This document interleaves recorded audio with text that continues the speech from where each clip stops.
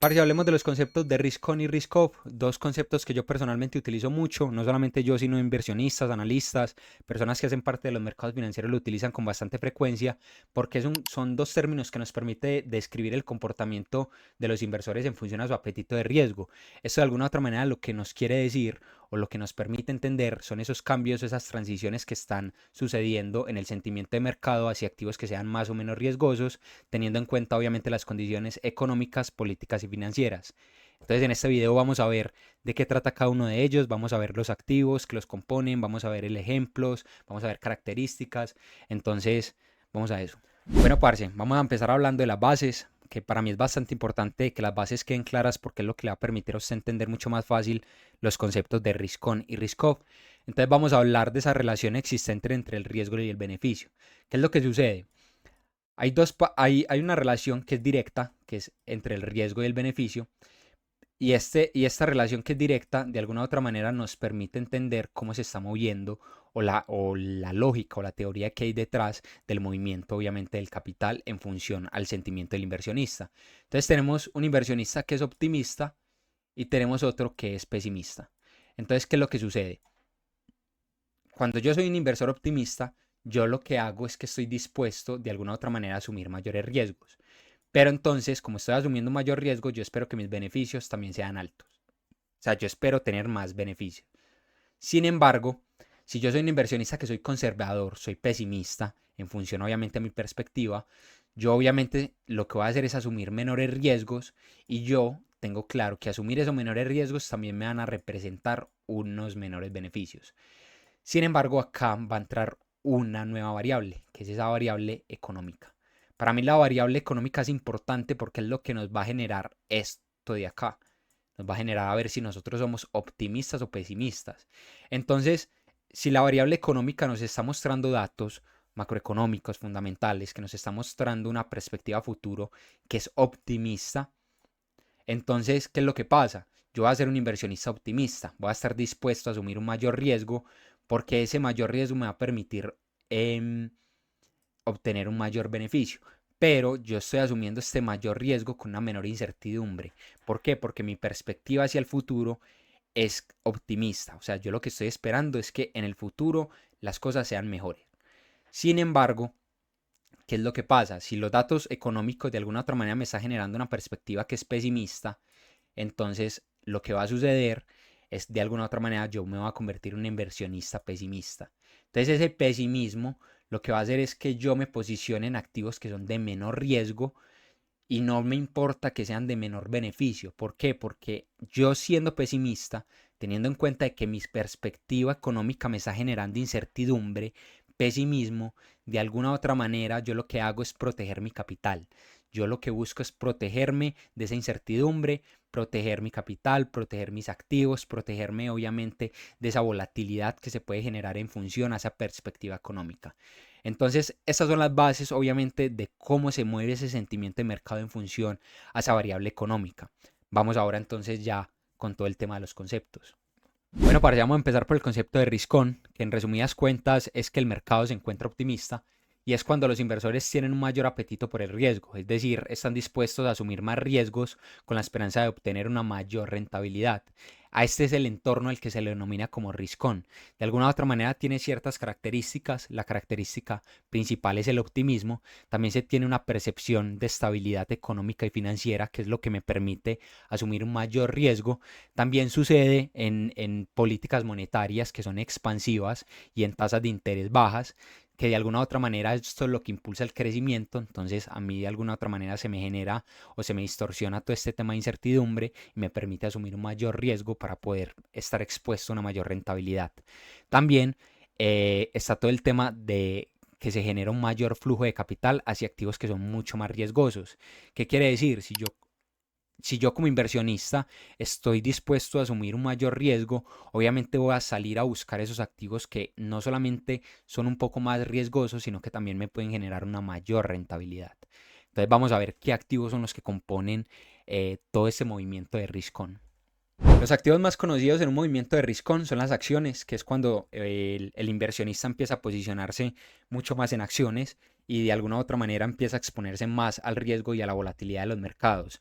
También tenemos las divisas emergentes, que esto también se complementa con todo el tema de mercados de emergentes, donde de alguna u otra manera se espera em, una recuperación económica no solamente dentro de un país, sino también global, que permita diversificar un poco más las inversiones expuestas obviamente a riesgo. Entonces todo el tema de divisas emergentes y de mercados emergentes se ve obviamente beneficiado por este tipo de movimientos. Adicional a eso, también se ve o tiene un movimiento muy similar a, supongamos, las small caps o las mid caps en Estados Unidos, cuando se presentan como todo este tema o todos estos movimientos de risk on en el mercado. También tenemos las materias primas que son cíclicas, acá es donde entra todo el tema del petróleo y el cobre, y claramente tenemos todo el tema de criptomonedas que permite estar expuesto también a un mayor riesgo. Bueno, le voy a poner un ejemplo actual aterrizado a Estados Unidos. Supongamos que la Fed sale mañana y dice, no, yo la verdad 2025 veo que va a ser un año muy bonito, entonces yo lo que voy a hacer con los tipos de interés es que los voy a disminuir con mayor velocidad. Entonces esto al fin y al cabo esto termina siendo política monetaria que es expansiva, y de alguna otra manera lo que ellos hacen es apostarle o termina teniendo un efecto positivo dentro del crecimiento. Entonces el inversionista empieza a tener una perspectiva positiva en función al futuro y de alguna u otra manera está dispuesto a asumir mayores riesgos.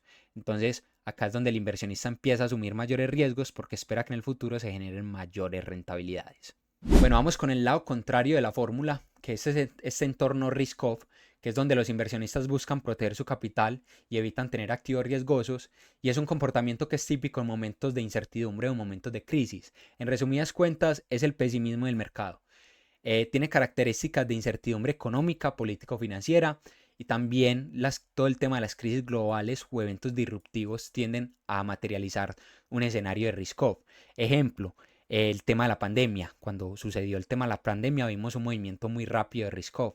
También cuando empezó todo este tema de la guerra entre Rusia y Ucrania, por allá en febrero del 2023, si no estoy mal, también se empezaron a generar todos estos movimientos de risk-off. Entonces tenemos de que es un escenario donde el mayor flujo de capital va hacia activos que son considerados como activos y refugios. Ya le voy a decir cuáles son esos activos. Cuando vemos que se empieza a materializar un escenario de riesgo, vemos que los activos de refugio que empiezan a tener mayor demanda son los bonos gubernamentales y las divisas refugio. Entonces, le voy a hacer un ejemplo con Estados Unidos. Supongamos cuando se empieza a materializar ese escenario de risk-off, lo que hace es una transición obviamente de la inversión en activos de alto riesgo a activos de menor riesgo, como son los bonos del Tesoro de Estados Unidos. Entonces se empiezan a demandar bonos. Adicional a eso, también se empiezan a posicionar en divisas refugio. Ejemplo, el dólar. Entonces ahí es cuando empezamos a ver apreciaciones del dólar, cuando tenemos mayores sentimientos de pesimismo dentro del mercado. Entonces es importante tener en cuenta porque estos dos son como los activos de refugio que más se utilizan. Hay algunas personas que tienen otros activos de refugio. Personalmente yo considero que estos son los principales. Le voy a poner un ejemplo muy sencillo con Estados Unidos. Supongamos que las variables económicas empiezan a mostrar en Estados Unidos que la inflación empieza a repuntar, el mercado laboral se empieza a deteriorar y la Fed sale y dice que no, ellos no van a recortar ya tasas con una velocidad que estaban esperando, sino que ya van a ser mucho más lentos en el recorte de tipos de interés. Entonces esto de alguna u otra manera lo que hace es que nos refleja una perspectiva económica que es pesimista. Entonces yo como inversionista, ¿qué es lo que voy a hacer? Voy a salir a proteger mi capital. Entonces el riesgo que yo voy a asumir va a ser un riesgo menor, pero obviamente yo también espero tener un beneficio que sea menor. Pero ¿por qué espero un beneficio que sea menor?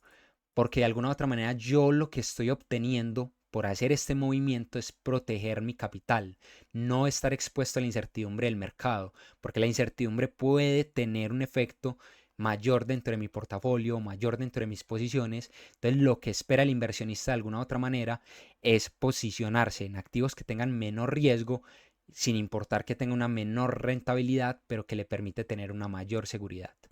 Venga, y a fin de cuentas, ¿cuál es la relación que existe entre ambos? Pues bueno, el movimiento del risk on y el risk off pueden ser muy rápidos. Eso depende de los eventos de mercado. Sin embargo, es muy importante entender que dentro de los ciclos económicos, en realidad los dos se van pasando la pelota. Entonces, como se ve en la imagen, parecen jugando tenis porque van a haber escenarios tanto en el corto plazo como en el largo plazo, movimientos de risk on, risk off. Entonces, es muy importante tener en cuenta, obviamente, todo este tema de los eventos económicos y ver cuáles son las señales que empiezan a mandar la economía, porque hay eventos que son más risk on que risk off.